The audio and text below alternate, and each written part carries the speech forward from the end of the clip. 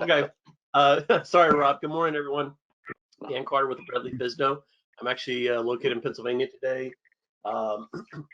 Snowstorm came through yesterday evening. My wife was like, "Oh, look, it's snowing in mid-April while COVID is going on." So we got about 3 inches of snow here, and the visibility dropped down to about 1,800 RVR. And then this morning, it's starting to slowly melt, but there's still a couple inches on the ground. So good morning. Happy to be here. And that's why we consider Pennsylvania an honorary member of New England. Right? I guess I should clarify.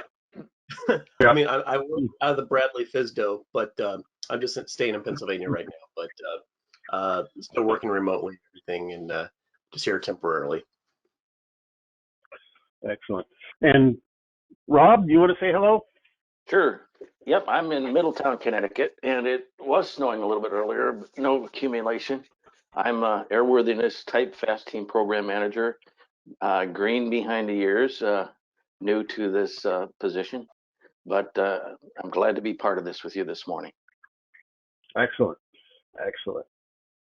And then we have from Portland and Boston, John, you want to say hello?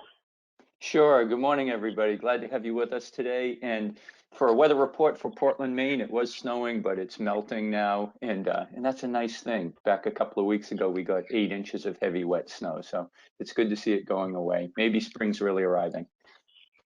Excellent. Excellent. And I'm Stephen K. Brown from the Boston FAASTeam, the FAASTeam Program Manager. And our special guest today will be Bob Adelizzi. You want to say hello, Bob? Yes, good morning, everybody. It's snowing here. I live in Haverhill, and it's not sticking on the streets, but good day to stay in because there's nothing else to do. Yep. And here's our contact information. We're going to show this again at the end, but just if you are curious, if you do need to get in touch with us. And we do want to thank you this morning for joining us for part one. Is being a proficient pilot requires a knowledge base and a skills base, and matching that together to improve your craft. And we want to thank you. Although we can't do it in person like this seminar here, you know, we have the opportunity to do it online, and we want to thank you for joining us today. But do remember, we all need part two. You know, to become very skilled at our craft, we need the skill set and the flight portion. And that's something you want to be thinking about in preparing and developing a plan. And as we're all kind of in this stay-at-home mode, now is the time to prepare about what you need to do about getting current again, resetting the review clock. You know, I encourage you, take a look at our wings topic of the quarter, but plan wings flight activities for as soon as you get out there with some instructors. And also think about this. We're making a quick shift through the spring, maybe even into summer type flying.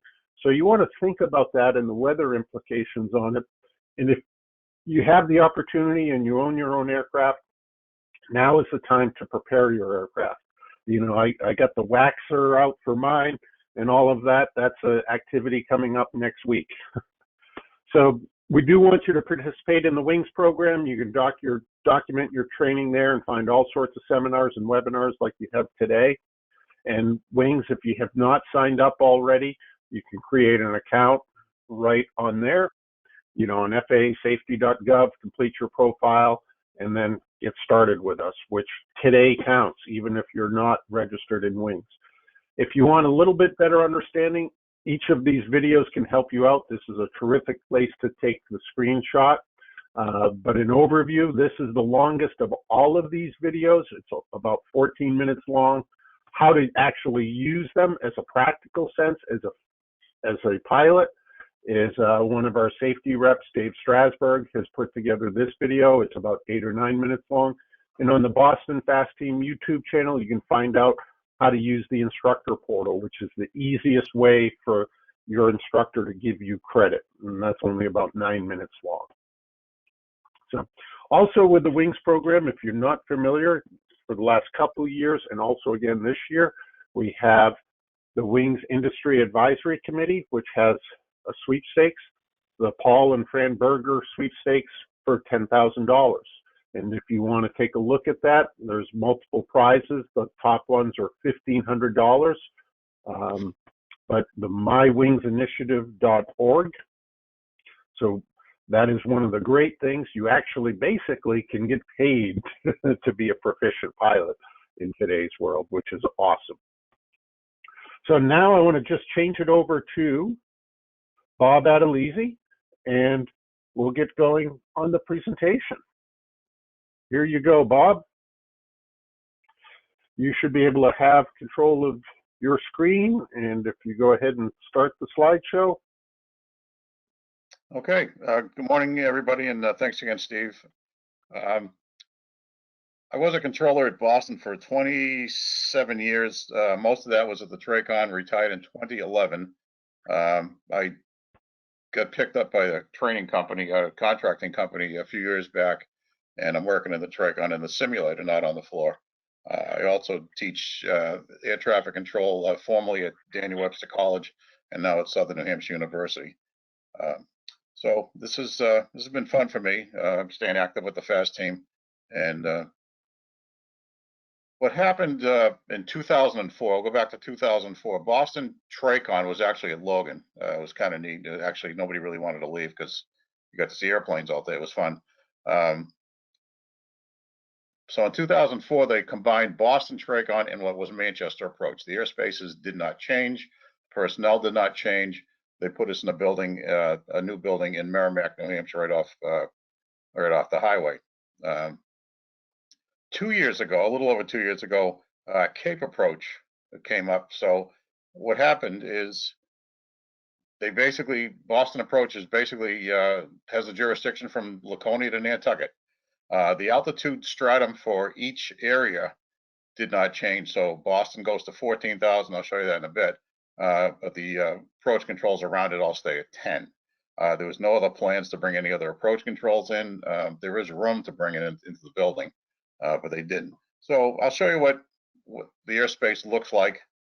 A couple of changes as far as what was normal, what were sectors for one area, now sectors for another, and what has been combined. We'll talk about Class B clearances, a little bit of TFR avoidance with the election coming up. I'm not sure how much of these will be affected, but we'll talk about that, and effective pilot and control communications. Now, to start things off, all ATC operates with standard operating procedures and letters of agreement. And what they are, they're pre-coordinated. It's negotiated, it's planned out by management of both facilities, how airplanes are going to come and go from each facility that are adjacent to each other. So we're not going to negotiate something that's going to go to New York because we don't abut with New York. We abut with Bradley, Providence, Portland, and Boston Center. That also happens within a facility. How do airplanes go from, say Laconia to Nantucket? How are they routed? Usually at 10,000 feet or less. A certain operator, well, we have helicopters that operate under LOAs, and we also have a company called Cape Air that I'm pretty familiar with because we used to do briefings with them, and we designed VFR arrival routes for them. Boston now uses policy. When I left in 2011, they were just starting to come in. Our nav arrival and departure routes. Most of them are noise abatement related. They have various crossing points for letdowns and departure routes. Who owns what airspace? VFR fixed wings we talked about in the helicopters, usually the state police or the traffic reporting helicopters or med flights. They all have their own letters of agreement, and they just request a certain route into or out of Boston, and everybody knows what that is. Anytime you have to come off the SOP, so let's just say that you have an arrival that came in over the Providence area, and there's buildups, that air traffic is asked to maybe 20 degrees left or something. You have to coordinate that with the center, or they'll coordinate with you and say so-and-so is not going to be over the pre-arrival fix, but we can't reduce separation standard just because somebody needs to deviate. We can accommodate the deviation, you just can't go less than standard separation. Now, there's something that may be familiar to some people. It's called RCAT, which is the recategorized weight turbulence separation based on aircraft types. There's still heavy jets, there's still large jets, and it's still small category airplanes. But what they've done over time, and I think this started with FedEx in Memphis and the UPS down in Louisville, that based on runway occupancy times, they have found that you don't need, say, 4 miles between heavy jets, depending on type. And a lot of it has to do on wingspan. When I got the briefing for this, we initially thought this was just for Logan. Well, it's not. It's actually any airport within the approach control that governs it. So again, if you're going into Nantucket in an Embraer 190, and you might be the airplane that's falling in something much smaller, your separation might not be the same as an airport that doesn't use it. If you don't want that separation, you want more, just ask. So this was what the Boston approach airspace is right now. Boston was always here. If you look at these green lines, these are all sector boundaries. Don't sweat it. It's not going to be on a map that you'll ever find. But this is all our airspace boundaries here. It's roughly out to about 495 around to the west of Boston, down over Plymouth. This was Manchester's airspace. Again, it's not called Boston, but it was what Manchester approach was. So it goes up to like Laconia, to Sanford, and down just about north of Lawrence.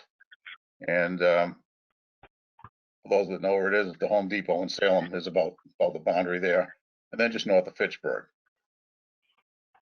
And this was what was Cape Approach, which obviously was all of Cape Cod and the two islands. So they're all in the same building. It's all called Boston Approach. The Class B airspace did not change. Now, what happened at the combination of the facility, and this is where I got my job. All the controllers have to work a little more airspace than they did. Initially, they didn't. And Manchester stayed at the Manchester side, Boston stayed on their side. But now they've divided into a north-south split. So if you took a line and went right through Boston like this, anybody working a sector south of Boston, for those of you that are familiar with the frequencies, it'd be 24.1 and 120.6 plus departures. So they have to be qualified on all the departures in any sector south of Boston, plus what they used to work in the Cape. The Cape people do not work anything north, nor do the people from the north work anything at the Cape. So they basically split this right through. Manchester will work some of the northern sectors of Boston, and so forth. So there was a lot of training going on at the time. You might hear a lot of different voices. You might hear some familiar voices in the sectors that you go through.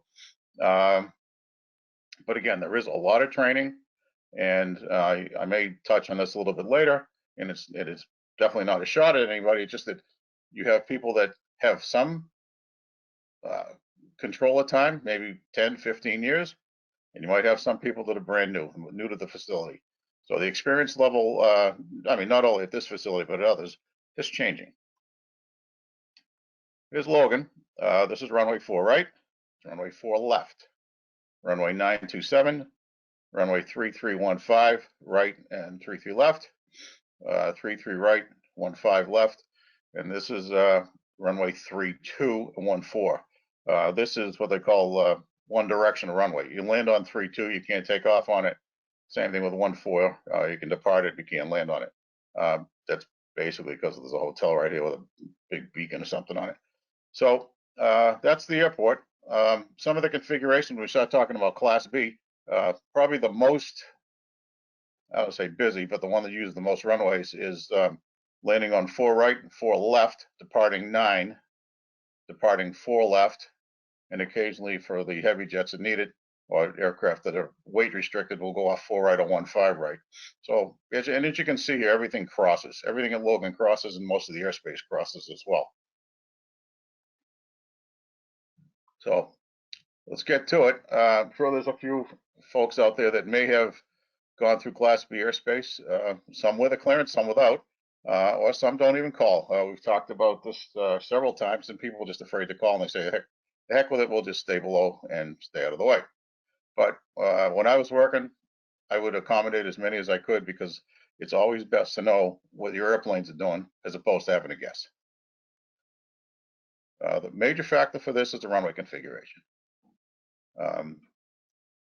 Like I said, Boston is very, very restricted as far as noise abatement. They don't want jets driving around at 3,000 feet on the takeoff power, 20 miles from the airport, because they got to drive somebody over at VFR. They want to get them up and they want to get them out going as fast as they can. A lot of the departures go over the ocean. And as I explained earlier, some of the configurations do use multiple runways. Some are just one arrival, one departure, maybe two arrivals, one departure. All the jets climb to 5,000 feet right off the runway per the STID. Now, there are other configurations when they have multiple departures that the tower will stop them 1,000 feet below the 5. They'll stop them at either 3,000 or 4,000 feet, depending on which runway they come off of. But that is not for you guys to worry about, just that there will be jet traffic stopped at 4 initially, but they will be climbing.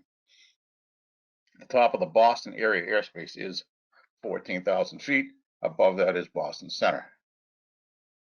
The non-jets climb to 3. This is IFR climbing to 3,000 feet or lower.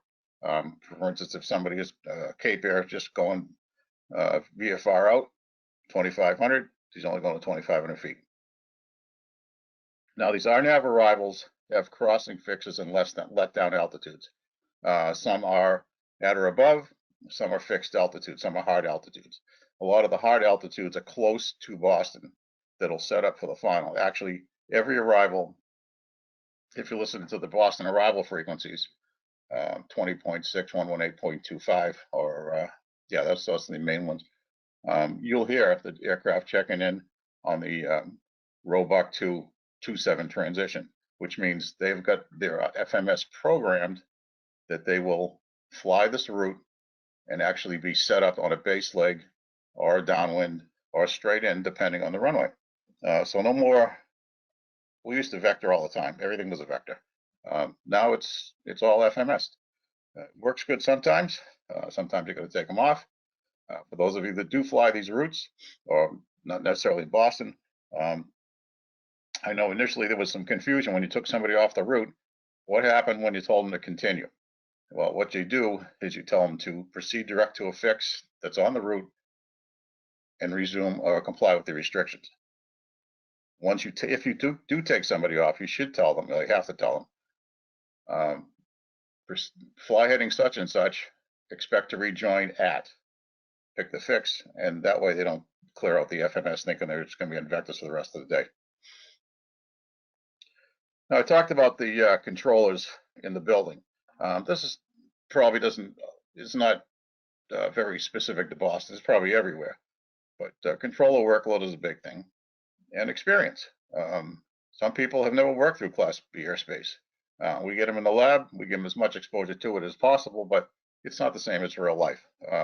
So some people that never had Class B airspace to work in, or the complexity of Logan, it might be a little, you might be, well, let's just say you won't get one.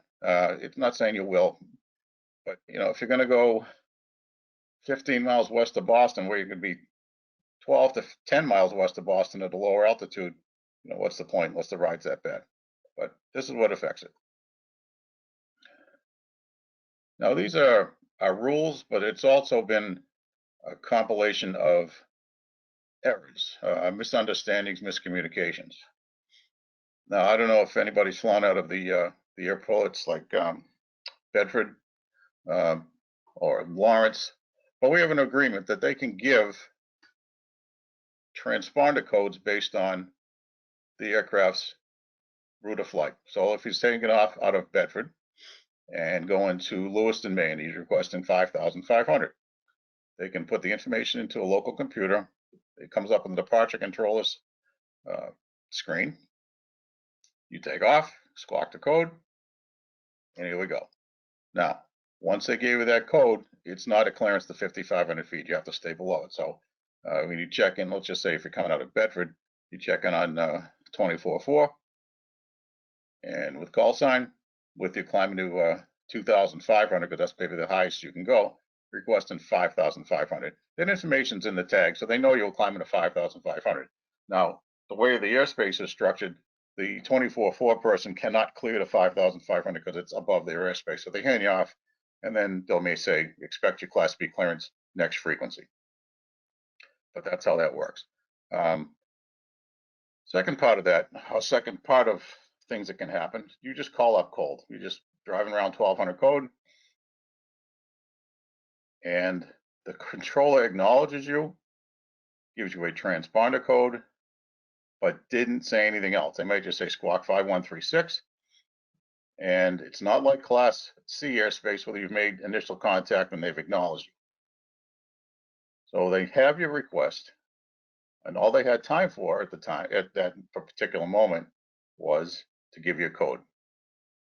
You squawk the code, you identify, and then the controller will get back to you. So just the receiving that code does not give you clearance. Here's where it gets a little funky. An adjacent facility. It used to be, before CAPE came in, CAPE was an adjacent facility, but they're not. But the adjacent facility would be, say, the Bradley approach or Providence approach. Your route and altitude puts you into the Bravo airspace. You have to make the clearance request with Boston. You don't make it with the outside facility. Never imply just because you're at 6,500 feet, and you're going from, say, like Keene to Nantucket, and you want 5,500 feet, and you called Boston Center, and then they gave you a code and hand you off the Boston approach. You still have to make that request. It's never implied just because you told somebody initially that's what you wanted to do. Now, even in the regular facility, let's just say you took off out of Laconia. You're talking to Boston, I think it's 2375, or it might be 2735. Anyway, you're talking to somebody up north in New Hampshire. You're going to Nantucket for the day, 5,500. They can give you a code to put you in the system, but they cannot hand you off. They can't give you a clearance until you hand it off to the appropriate sector that owns the airspace. So how do you know which airspace is what and what frequency it is? Here's a guide. If you're from the north, it's 11825. If you're from the south, it's 20.6. And if you're from the west, it's probably 133.0. Now, things about Boston is when the runway configurations change, some of the airspace changes, but those are pretty well established frequencies and areas.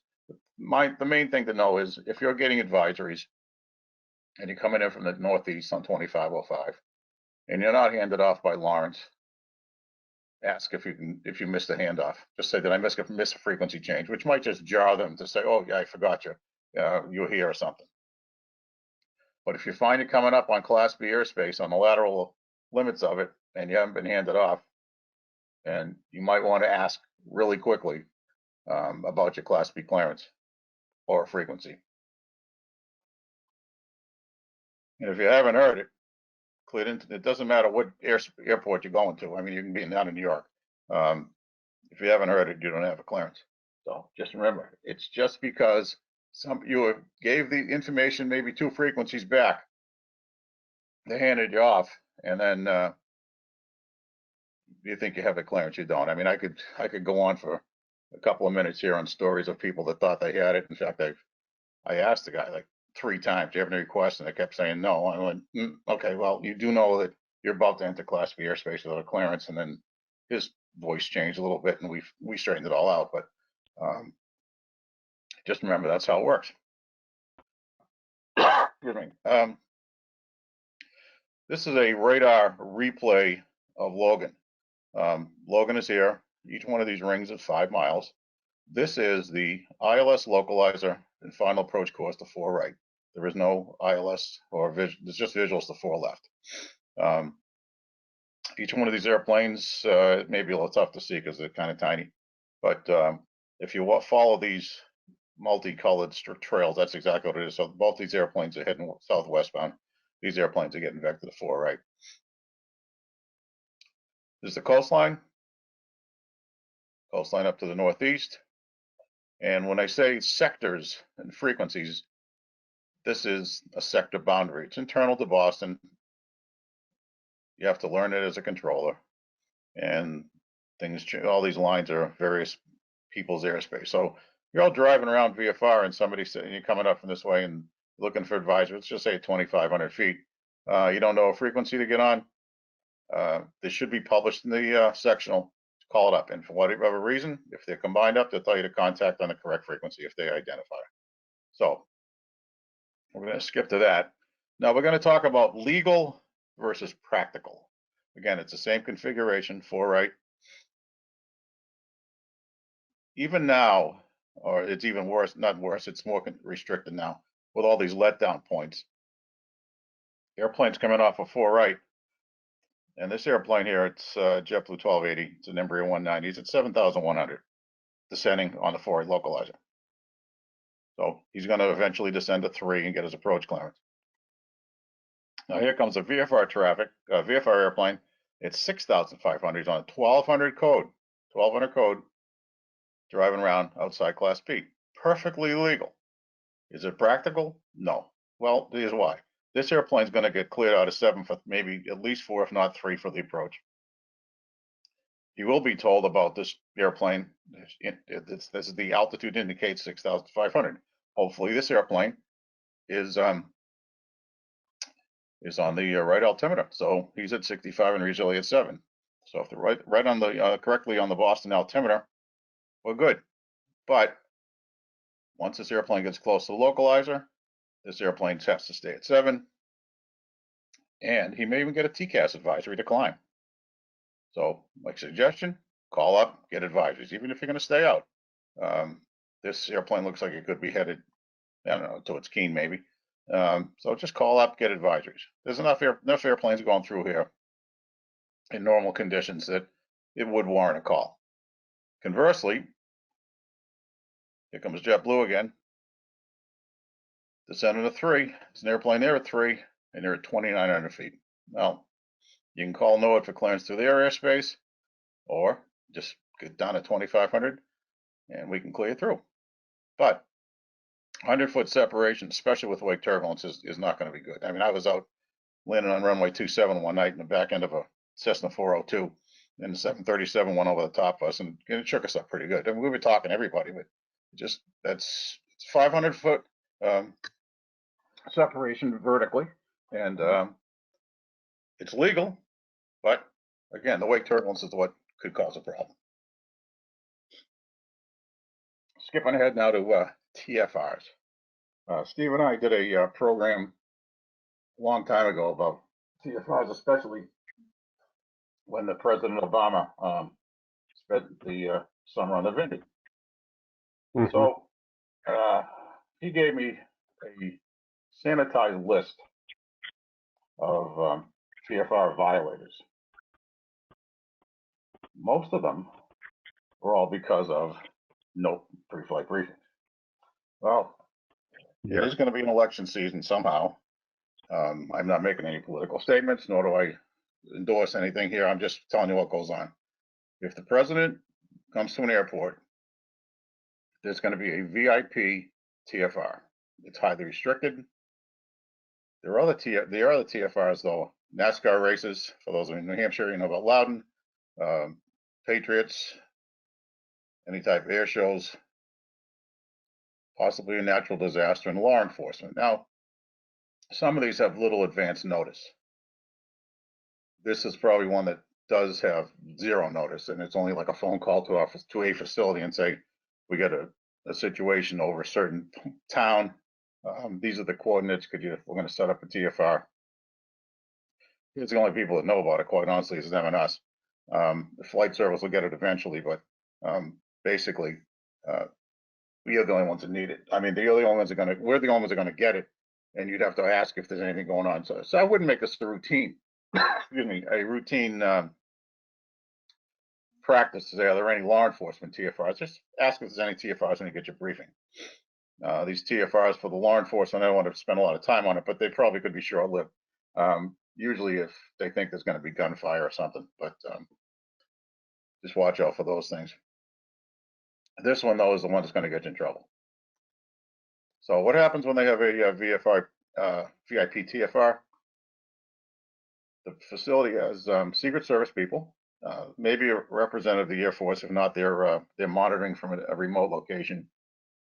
They have all these phone lines to various law enforcement and security people, and people watch the radar for primaries, and even transponder equipped airplanes. And they'll make a broadcast over 21.5 that somebody is getting close, and we suggest you exit. And hopefully they do. If not, then they get chased. And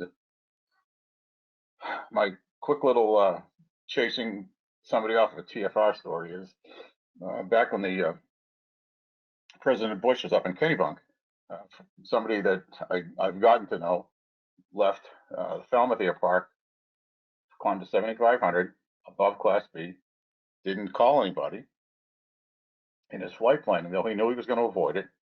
And he actually set his GPS for 5 miles left offset. So he was going to be 5 miles west of the TFR. Landed up, it's like Norwich, man, or something like that. And on the way back, though, he forgot to change the 5 miles left and left it in. So now he's 5 miles into it. They did launch helicopters and follow him back to the Cape. And everybody got to talk to him a little bit. I don't know exactly what happened. I do know that we brought him to the TRACON and gave him a little, here's what you should have done lesson. And it worked out okay. So again, as Steve and I talked about, get a good briefing. Verbal recorded briefings or a website with a login, just in case something goes wrong or something wasn't told or something didn't go through. You got a briefing and you have proof of that. A couple of sites, FAA.gov, and this is a military one, seeandavoid.org. They'll tell you if they're doing something in an area as well.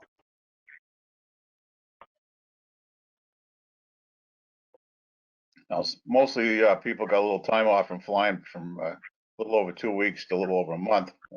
30 was the most common.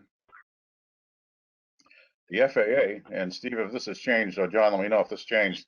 You have no say in and if it's a warranted suspension, just the duration. Is that right? Yeah, that has changed with the compliance philosophy, and that's one of the great things. You know, it does depend upon these specific circumstances are taken a look at. Basically, and it's been a little bit since I've worked them directly, if it's a minor incursion, we can use the compliance philosophy. But if it's a major incursion most of the way into the TFR, we're still kind of stuck with the old guidance here, which were the automatic certificate suspensions. You know, that has changed, but it hasn't changed much for the very, what's the word I'm looking for, blatant violations. Yeah, I didn't include a lot of these excuses and reasons for the violations, and this just gets too long. But you know, there's stuff that goes from, I don't want to say blatant stupidity or ignorance, but it was pretty close. The people just didn't get a briefing at all, and that's what it's doing. You're still operating remedial training, though, guys? Yeah, actually, we're doing a lot of counseling, a lot of remedial training. You know, the verbiage we use is it's back to a kinder, gentler FAA, and that's what all of us as the FAASTeam program managers have wanted to do. I mean, in my even personal experience in years past, I had a couple events where I really wanted the person that had inadvertently gone into a TFR to get remedial training. And back in those older days, it was even outside of the FAA's hand. It was no ifs, ands, or buts. They were going to sit on the beach for 30 days. You know, even though I would beg and plead with the lawyers, you know, it was out of the FAA's hands. It was people higher than the FAA that were making that decision, it seemed. But nowadays, we are doing a lot more counseling, a lot more remedial training with the TFRs, which is absolutely terrific.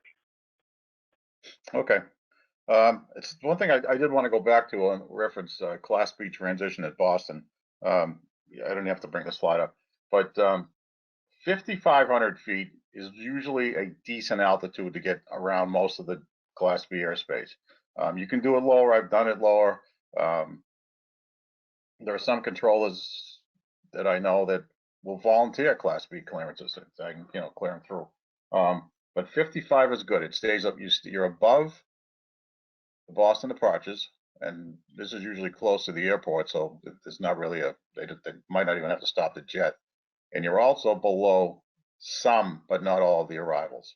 There's some descent fixes that are at 7. There's others at 5. So you just can't guarantee that is going to work. And I can't leave here today saying that this is the altitude you need and it's always going to work. I can't give you that answer. If it just doesn't work that way. Excuse me. So if you're out zipping around during these TFRs, well, anytime, but especially during TFRs, get advisories. Talk to the controllers. They'll find things out. Sometimes the TFR time will slide a little bit. So for instance, if it was supposed to be over at 15:30, and for whatever reason, things got delayed, and you got the last briefing that was supposed to be at 15:30, I would check. Just making sure that the thing is canceled. Yeah, and that's a very good point there, Bob. You know, I've had it happen to me where it's delayed, but I've also had it happen to me when I've been out there flying going the other way. And thankfully, I have been talking to ATC, but I've been out doing a check ride and be getting flight following during it, and then have them come on and, you know, they kind of know me maybe or something, and hey, just to let you know, you might want to head back now. Okay, I get it. Yeah. Yeah, like I said, there is a representative of usually flight Secret Service in the TRACON or in the tower or both, and they'll tell you when the airplane's airborne. You'll know, but I mean, as soon as they'll know, wheels up and off you go. So if they do give you a signed beacon code for whatever reason, make sure you're on it. One thing that we had to get used to, this is after 9/11, everybody had to be on a code. And you just get through that, 20 plus years of squawk 1200 frequency change approved, and you have to just remember to tell the person to stay on the assigned code. If you have a flight plan, make sure it's activated. If you do have 2 radios, monitor 21.5, because you'll hear the Air Force or even the FAA calling somebody, and that could be you, that you might be drifting into the TFR. So just keep 21.5 up. Again, call ATC or flight service. ATC is going to know first, flight service will know second. Communication errors and effective use of the frequency. Well, when you come out of controller school and you start training, the first thing they're going to tell you, well, one of the first things they tell you is you're going to manage the frequency, and you must prioritize your transmissions. So the frequency is a common resource, which you'll see, but the controller has to literally control the frequency. Now, this is something that I kind of get a couple chuckles out occasionally, but New England, let's say Northeast type controllers, Boston, New York, may give you a lot of information at once and rather quickly. I've learned, and as my career was going along, that it really doesn't work very well when you start blasting out headings, altitudes, altimeters, runways to expect. It's a lot of numbers, and they can get transposed. So we do what's called chunking. Give it in little bits of information. Does take the time off the frequency, but it's better this way. Then you don't get things messed up. Now, it's possible that you're in an area of poor reception or the transmissions are bad. So again, this is going back to errors, not the quality of your radio. But this could be bad. Same thing as you've been in a bad cell area and you might not hear all the words. Back to experience and proficiency of the controllers, or it could be the pilots. So you might be a low-time pilot, or you might be somebody that flies every couple of months, or you could be a new controller or a new controller to the facility. So not all this could tie into communication errors. In my college courses, we have 3 simulators, 2 radars, and 1 tower, and we teach these new students the importance of not using semantics to get out of clearance. So just make sure that you use the correct phraseology. don't accept anything you're not sure of. You'll hear this again later on, but don't accept it just because you think you can fill in the blank of what you thought the controller said. Now, there's 5 ways that the word clear is used in a clearance. Clear for takeoff, clear to land, cleared to in an airport, cleared for the approach, and cleared through Class B, C, D airspace. If you make a request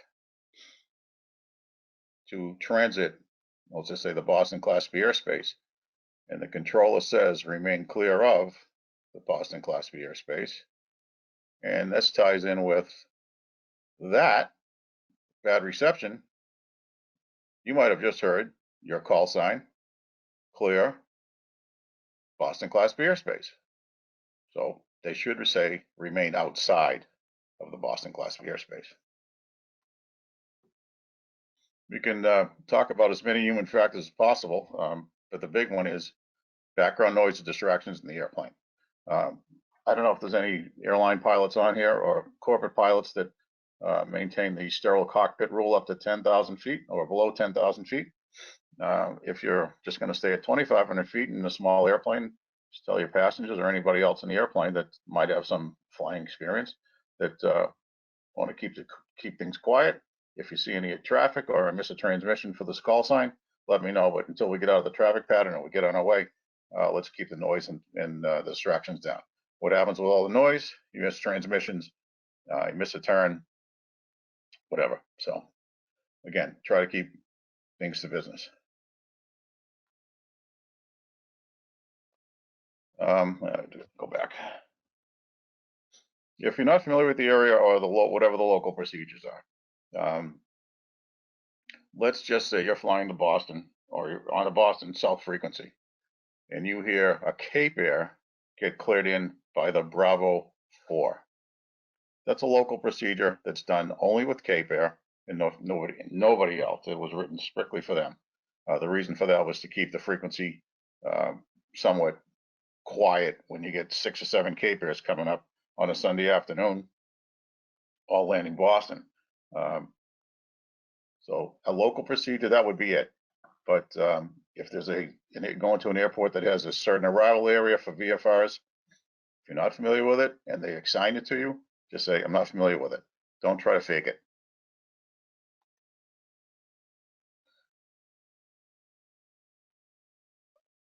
Again, try to keep the frequency use to a minimum, but it's not a matter of not talking. It's a matter of you as pilots giving as much information, and as the controllers give as much information without a lot of extra numbers and so forth, and a lot of information in one clearance. So checking in, doesn't matter if it's a tower, approach control. Advise you have the ADIS or the ASOS or the AWOS if you're coming in IFR or even VFR. If you come into a VFR tower, they want to know that you have the ADIS. Make sure your transponder and mode C are both on. You're going to need it in the Vale in Boston, the 30-mile Vale. But if you've got a code and you say, here I am, and we don't see you, I'm going to say, verify squawking such and such, verify mode C is on. So that's 1 or 2 more transmissions that we have to use for one airplane. For those of you that are coming up for advisories, just VFR, listen to the frequency and think before you speak. If you're IFR, we're expecting you to call. You've been handed off to us from either a tower or another approach control, another sector. We're expecting you to call. It's the call up for advisories that can take up a little bit of time. If you do depart with a code, call as soon as you can. Because again, as I said earlier, we're going to reserve a certain altitude block for you, just in case you don't call and for whatever reason you think, or we think that you might be climbing to that altitude, again, mistakenly without a clearance, just a code. So call as soon as you can. The tower knows you're leaving VFR. Say, we talked to Boston Approach or whatever approach control you're working with. So as I said earlier, we have to manage the frequency, and sometimes we don't call return calls in the order that they are received. It's priority transmissions. It might take what to you might seem like a minute, but it's probably about 15 seconds if we don't get right back to you. But if for some reason that you do check in at a frequency and you hear the next, it doesn't matter where, but the control is talking to other airplanes and you think you got some free air going and you can talk and nobody answers, then try to go back to the other frequency. And it's possible that they gave you the wrong frequency. So again, the controllers have to manage their frequency. Now, if you want advisories, just regular VFR advisories or practice approaches. The difference between calling a tower VFR and calling an approach control is slightly different. It's not a rule, it's just a suggested practice. If you want advisories from a radar facility, use a full call sign, Boston approach this is, wait for the reply. If you're a tower, if you're going to the tower, they want to know everything. 8 miles northeast of Lawrence, inbound with Charlie. And all the controller is going to need is type aircraft. You don't need to slant anything. Your position and your requested altitude, which might require Class B, C, or D airspace clearance, and your destination.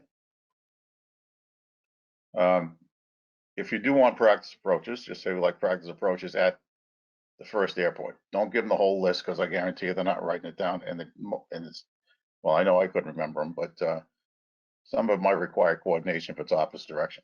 But if you're a student pilot, I'm not familiar with the area or the airport, student pilots will get a little extra attention.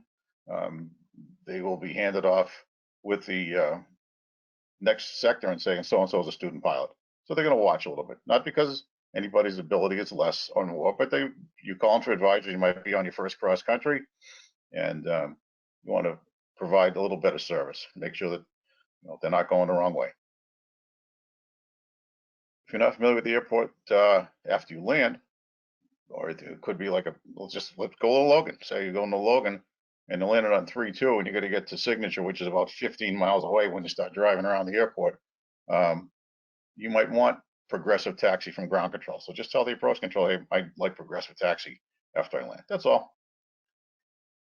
Practice approaches do require coordination with the towers, unless it's a non-towered airport, obviously. Sometimes it's better to go to a less busy airport in the Boston area. I would suggest Lawrence or Beverly. Bedford does get very busy with a lot of corporate traffic. South of Boston, you go to Norwood, and go to Mansfield, Marshfield. But just the practice approaches have to be coordinated. Now, for those of you that like or have done this, maybe departed an airport VFR with a clearance on file. This is when you can't give a clearance anytime to be a loss of separation with other aircraft. So let's just say you're climbing to 2,500 feet and there's an airplane IFR above you or within 3 miles that would converge with you at 3,000 feet. We cannot issue that clearance. We'd have to just tell you to maintain VFR. We can give you the code, but we can't clear you until the other airplane is not a factor. Now, there's a thing that the controllers use is called minimum vectoring altitude. This is due to obstructions, restricted airspace, terrain, antennas, mountains, large rocks. So we just, if you're basically scud running and you want a clearance, we can't do it if you're close to an antenna or pick the obstruction. You'd have to maintain VFR, get away from it, give you the code. Now you could take off, and I'm going to see this in the map in a second, which is a classic. You could have filed an IFR. Whether or not it's the correct routing is not an issue right now, but you could be going into somebody else's airspace. And I'm talking like another ATC facility, and I'll show you that in a sec. So we're going to coordinate a little bit. Could be a TFR as well. So here's the, again, the Boston map. Here's Logan's, 5 miles, 5-mile rings. Bedford Airport is here. This is the Minuteman Airport. And it's restricted area 4102, which is active most of the time, up to about 3995. And what I've circled here in red, there's an antenna out here. The minimum vectoring altitude is at 2,500 feet.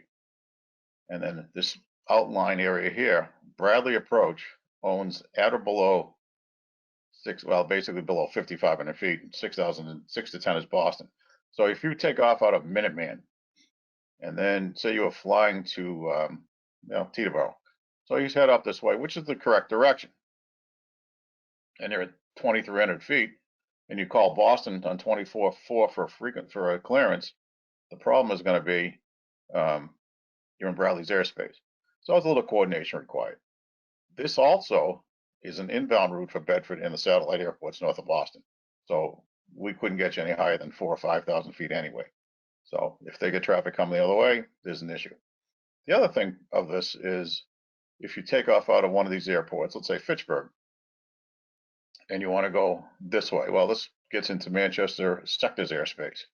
Remember, I said Boston is split in half now. It's the south side and the north side. This requires a little coordination. If you start going out this way, this requires the center, and it still requires coordination. So my suggestion would be call on the ground. The procedure is now that you call directly to the TRACON on a phone, and you could be at the end of the runway, you get your clearance, you get the correct routing, you can make any change to the routing on the ground before you take off. Now, the other thing too is if you took off this way out of Minuteman, or you're kind of bouncing around out of Fitchburg, Bedford's on runway 11 landing this way. Well, if you're at more than 2,000 feet out here, you could be messing up with the ILS to 11 out here. So again, you couldn't be issued a clearance. So.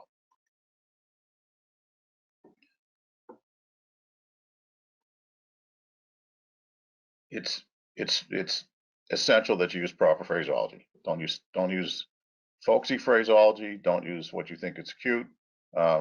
Somebody asked me one day what the temperature of the restricted area at Fitchburg was. So what they wanted to know was if it was hot or cold, but they asked what the temperature was. So, I mean, I could have done a little interpolation and found out what the temperature at Fitchburg and Bedford was and kind of gave them a smart answer, but I just asked them what they meant. So you just use proper phraseology. Anytime you get an instruction, anything, whether it's a hold short on the ground, use your full call sign. Especially if, for whatever reason, of course, this is going back a few years when Steve was at Daniel Webster, but Daniel Webster's airplanes all had Delta Whiskey on them. Some of them had the number 8 preceded by different numbers, but there could have been a couple of 8 Delta Whiskeys on frequency. So use a full call sign, and the controller should just give you an alert, give you a heads up that there are similar sounding call signs on the frequency. If you do have a request, it happens. Go ahead, Steve. Oh, I was just going to say, because you and I have talked on the radio so much over the years and different things, you know, it even happened in and out of Logan with the air carriers and stuff. You know, I flew under Clear 129 and then changed my schedule and then ended up flying out at the same time as US Air 129. And, you know, I ended up changing my call sign because it was such a hassle for the controllers. Yeah. Yeah, they actually, I think they actually document that at the facility if you get 2 airliners with the similar sounding call signs. Yep, they do. So, yeah. So if you do have a request, it could be a routing request or practice approaches, or you want to do a city tour, which there's no prescribed way of doing it. It's not emergency. Just hey, call sign Boston such and such call sign. You got a request when you get a minute. If it's not an emergency, if it is an emergency, just say call sign. We have an emergency, and you know, done. You're all done. It's frequency's yours. But these long, complicated requests, especially routing, IFR routings, usually these PDRs, I believe they're published going through Bradley's airspace onto New York. A lot of those PDRs are based on aircraft type, speed, whether they go over Kennedy at 6 or they don't go over Kennedy at 6. Or they go over the ocean and so forth. But they do take up valuable time in the frequency, so take care of the route change or any questions before departures. If you do think you have a problem, just describe it as thoroughly as you can, if you have time. But don't downplay things, because years ago, Steve, I don't know if this even happens anymore. You used to have to fill out paperwork for emergencies like this. Well, if someone does declare it and within the air traffic system, they think part of the reason may be or see a necessity, they will pass that along, especially for air carrier operations, Part 135 operators and all of that. And we may make an inquiry because of an occurrence or incident. The system has changed some. We don't get as many sent to us directly, but those of us within the FSDO now do some reviews. Like I take a look at the DEN DRA every week, and we take a look at what has been happening in the air traffic areas and kind of keep an eye on that in general. Okay. Yeah, and when you mentioned the stuff about air carriers, I think a lot of this stuff is documented to see if there's a recurring problem with the same airplane. So anyway, yeah, don't downplay this stuff, because if you say, yeah, it's not a problem, then ATC is just gonna let you things are going normal, and then suddenly going up, my engine just quit, or worse. So just say what's going on. But the other part of this is this: not all controllers have aviation experience or a background, and they're not quite sure what's going wrong with you, how it's affecting anything else. I was very fortunate in my life. I did get flight ratings. I worked for a short time for a 121 carrier as a dispatcher. I got a lot of time in jump seats of airplanes, and I made it a point of becoming an aviation sponge. I kind of teach my students this: is just pick up as much knowledge as you can, because it's only going to help you. So people might not know, what asymmetric flaps are, or if a generator comes offline, or you only get 2 out of 3 green lights. They might not know. So just be careful with that. You also this is gonna happen. If you're talking to a controller, there's in our TRACON, there's a checklist that you pull up for the basic emergencies, like if you're VFR and IFR conditions, or you're VFR and lost, what questions do you ask? Various other types of emergencies. They don't have everyone listed, but if the controller, because they're trying to help, and they're sort of required to get some information from you, like souls and fuel on board, what are your intentions? That's all you need to know. If they start asking other things, then just say, look, I'm too busy right now. I mean, they're sitting in a nice comfy chair, and you're trying to stay alive. So if you're too busy, say, I'm too busy right now, I'll get back to you. I mean, I can't tell you how many emergencies I've had that because of my limited knowledge of what goes on in the airplane, when an pilot tells me he's coming back to Boston and he's got an engine fire indication, and they fired both bottles and they still have the light on, I'm not going to ask a lot of questions, because the guy could have a legitimate engine fire and he could be burning up. I'm not going to ask. My intention is to get the guy on the ground. That's all I did.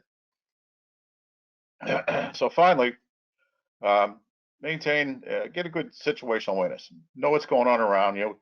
Listen for similar sounding call signs, even if the controller doesn't pick it up and say, hey, we got 2 similar sounding call signs on the frequency. And what they do is, like, it's for airlines, let's say it's like KLM and UPS 113 heavies.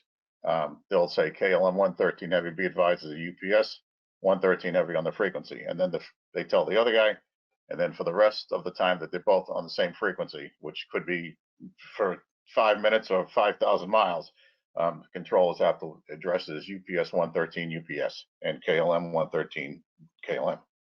So get an idea what's going on, especially if you're flying out of an airport with similar sounding runway numbers, or let's just say there's crossing runways, and the controller has got traffic inbound to the crossing runway, you're departing another runway, or there's an airplane waiting to depart another runway, and you're waiting to go. Just make sure that the right person gets the clearance. Anytime you're not sure of anything, just verify it. And I can't say that the controllers may be very pleasant when they respond. They should be, because maybe they made the mistake. But if you're not sure of it, verify it. And I don't know how many people out there fly for Angel flights or come into Boston a lot. Some runway configurations, the traffic can back up.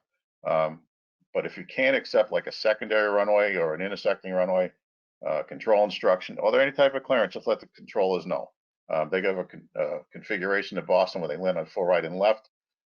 Some non-jet aircraft are assigned to land, or cleared to land on full left, hold short of runway 33 right.